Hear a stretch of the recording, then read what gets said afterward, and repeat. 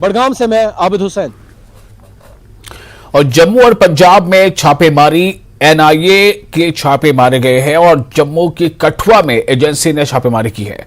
उधर पंजाब के फिरोजपुर और अमृतसर में एनआईए ने कार्रवाई की है।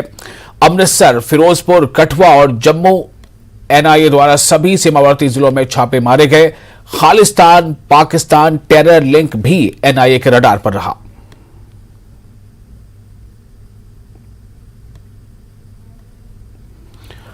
जयराम सरकार के दौरान खोले गए संस्थानों को बंद करने, डी नोटिफाई करने के कांग्रेस सरकार के फैसले के खिलाफ बीजेपी ने मोर्चा खोल दिया है। बीजेपी जन आक्रोश रैली निकालकर जगह जगह धरना प्रदर्शन कर रही है और डीसी और एसडीएम के जरिए राज्यपाल को ज्ञापन देकर डी नोटिफाई के नोटिफिकेशन को वापस लेने की मांग कर रही है। शिमला में भी बीजेपी ने संस्थानों को डी नोटिफाई करने को लेकर सरकार के खिलाफ धरना प्रदर्शन किया और डीसी के जरिए राज्यपाल को ज्ञापन भेजा।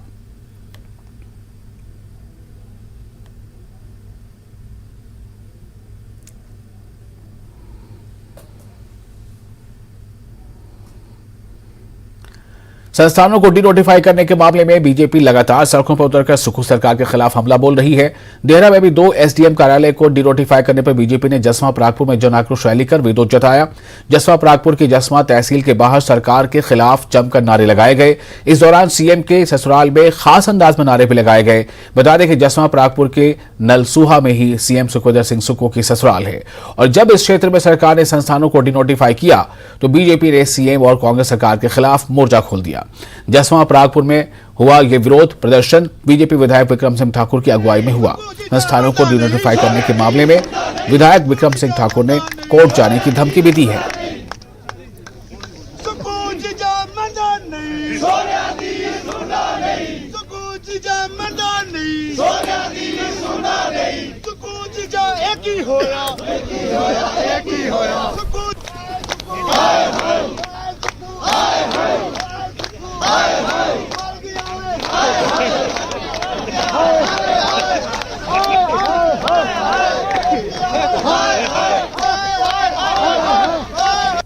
सुक्खू ने अपने ससुराल को एक और बड़ा तोहफा दिया है, या कह सकते हैं कि उन्होंने डी नोटिफाई कर दिए हैं 2 एसडीएम कार्यालय। यहाँ पर उनके ससुराल में काफी रोष है और जसवा परागपुर में इस वक्त हम हैं और जसवा परागपुर के जो भाजपा के विधायक हैं विक्रम सिंह ठाकुर हमारे साथ हैं, इसका विरोध कर रहे हैं। आइए उनसे जानते हैं कि जो सर, आपका न्यूज 18 में आपको बहुत बहुत स्वागत है। धन्यवाद आपका।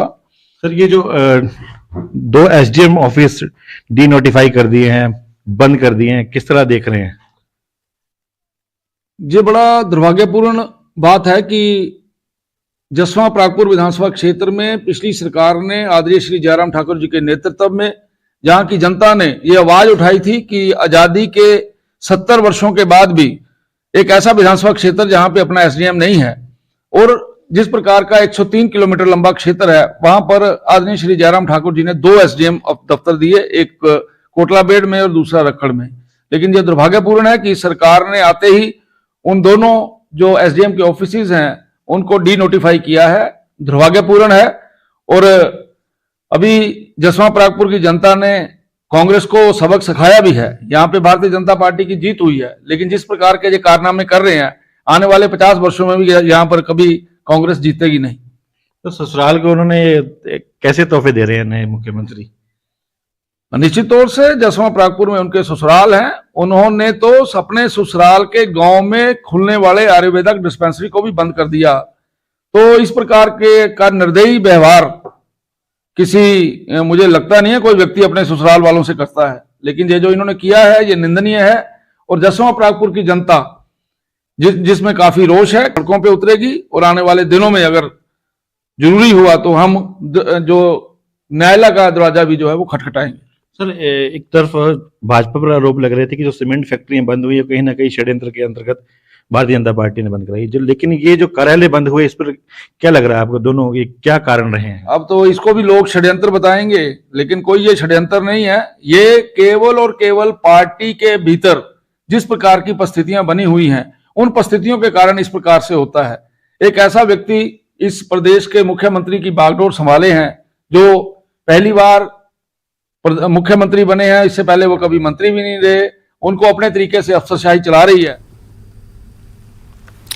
और इसी के साथ इस बुलेटिन में फिलहाल इतना ही। आप बने रहे न्यूज़ 18 जम्मू कश्मीर, लद्दाख, हिमाचल के साथ।